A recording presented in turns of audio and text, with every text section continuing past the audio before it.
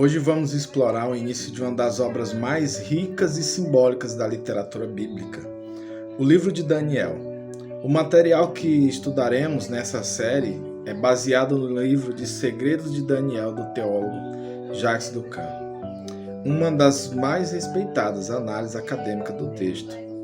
O objetivo é compreender como a história do profeta Daniel ultrapassa as fronteiras do tempo, da religião e da cultura, e por que suas visões continuam a desafiar a mente humana até hoje. E o primeiro ponto é o legado de Daniel. A história começa de forma curiosa. Num vilarejo do atual Iraque, existe uma antiga lenda sobre o caixão de Daniel. Disse que os habitantes acreditavam que os ossos do profeta traziam prosperidade. Quem vivia perto do túmulo era feliz e próspero, e quem morava do outro lado do rio, longe, era pobre e infeliz. A disputa era tão intensa que durante anos os moradores moviam o caixão de uma margem à outra, até que um rei local ordenou que ele fosse acorrentado no meio de uma ponte. Assim, Daniel pertenceria a todos. Essa história, contada por um viajante do século XII, mostra algo profundo. A figura de Daniel transcende fronteiras. Seu livro é pequeno, apenas 12 capítulos, mas carrega uma mensagem universal que fala tanto ao judeu quanto ao cristão, ao muçulmano e ao estudioso moderno. O segundo ponto é Daniel através das religiões e da história no judaísmo. Daniel sempre foi reconhecido como um dos maiores profetas. O historiador Flávio Joséfo o descreve como aquele que não apenas previu o futuro, mas também determinava o tempo em que os eventos aconteceriam. Na tradição rabínica, Daniel é símbolo de sabedoria e de revelação. O Talmud o chama de homem que superou todos os sábios da terra. E o Midrash o coloca lado a lado com Jacó, como os únicos a quem Deus revelou o tempo do fim.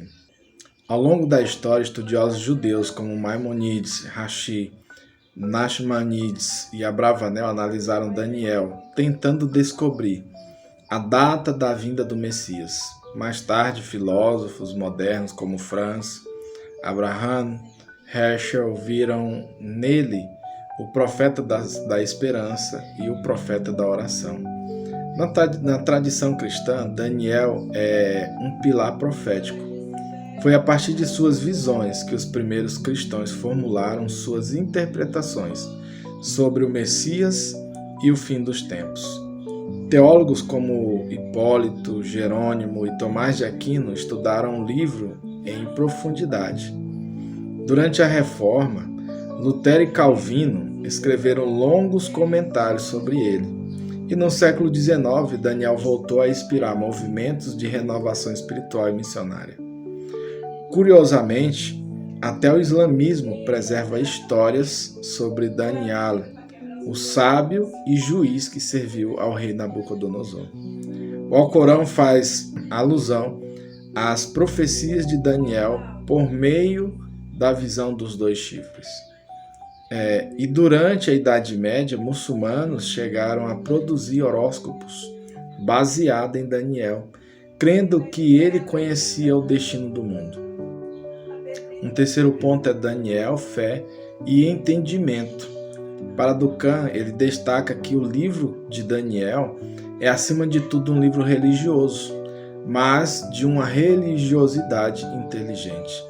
Não é um texto de misticismo vago, mas uma obra que une fé e razão. No livro, o verbo entender aparece repetidamente.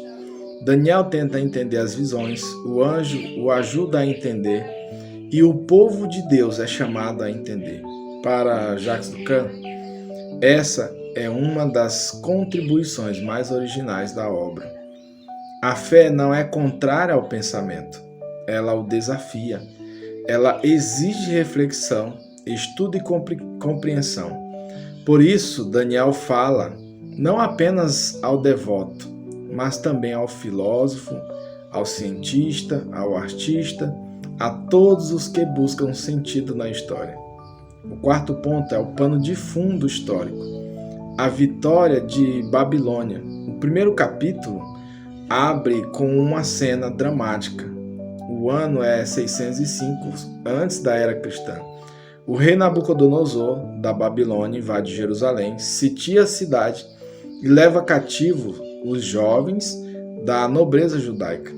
Entre eles estava Daniel, um jovem príncipe da linhagem real. É o início do exílio babilônico. Mas por trás desse evento político, o autor de Daniel vê algo maior, um conflito espiritual universal entre Jerusalém, símbolo do povo de Deus, e Babilônia, símbolo das forças que se opõem a ele. Assim como a antiga Torre de Babel, a Babilônia representa o orgulho humano que tenta ocupar o lugar de Deus. E quando Nabucodonosor toma os objetos sagrados do templo e os coloca em seu próprio santuário, é como se ele dissesse: o Deus de Israel foi vencido. Mas o texto acrescenta uma observação sutil. O Senhor entregou Jeoaquim nas mãos do rei da Babilônia. Ou seja, não foi Nabucodonosor que venceu, foi Deus quem permitiu. A história continua sob o controle divino. E o quinto ponto é a alienação cultural depois da deportação. Daniel e os outros jovens são levados à corte da Babilônia. Eles são escolhidos pela inteligência e aparência e passam por um processo rigoroso de aculturação. Precisam aprender o idioma babilônico, a escrita cuneiforme, o aramaico e até as técnicas mágicas e astrológicas dos caldeus. O objetivo era claro: converter os jovens hebreus em sacerdotes da cultura babilônica, capazes de servir ao rei. Essa assimilação não era apenas intelectual, incluía também a alienação, e até o nome de Daniel, que em hebraico significa Deus é meu juiz, recebe o nome Beltesazar, que quer dizer que Bel preserve sua vida. Bel era uma divindade babilônica. Os nomes de seus companheiros também são trocados. Ananias se torna Sadraque, Misael vira Mesaque e Azarias é chamado de Abed-nego. Cada nome, uma tentativa de apagar a identidade e substituir o Deus de Israel pelos deuses da Babilônia. O sexto ponto destacado aqui é a resistência silenciosa de Daniel e seus amigos. Daniel reage de maneira calma e sábia. Ele decide não se contaminar com a comida do rei. Esses gestos simples têm um significado profundo. Na corte, comer a carne e beber o vinho do rei era participar de um ritual de lealdade, uma forma de culto ao monarca, considerado um deus na terra. Recusar essa refeição era, portanto, uma forma de testemunho religioso. Daniel pede permissão para comer apenas legumes e água. Um gesto que remete à criação em Gênesis, onde Deus oferece aos seus seres humanos os frutos da terra como alimento.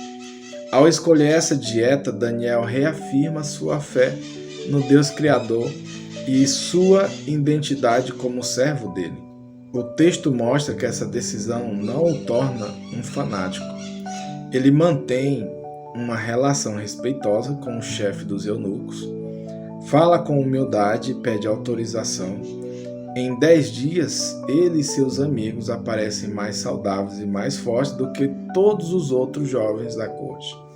O sétimo ponto é o resultado: graça de Deus e sabedoria. Ao final do capítulo, a narrativa mostra que Deus age discretamente no início.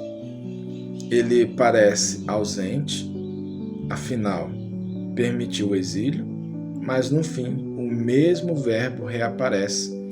Deus dá a Daniel e a seus amigos sabedoria, inteligência e discernimento. Eles se destacam entre todos os sábios da Babilônia. E Daniel recebe o dom de interpretar sonhos e visões. É o sinal de que, mesmo em meio à derrota aparente, Deus continua conduzindo a história. Duncan observa que a lição aqui é dupla. Primeiro, a verdadeira sabedoria é dom divino, não resultado de mérito humano. E segundo, a fé bíblica integra o corpo, a mente e o espírito. Não há separação entre o espírito e o material. Comer, estudar, servir, pensar, tudo faz parte de uma mesma vida diante de Deus.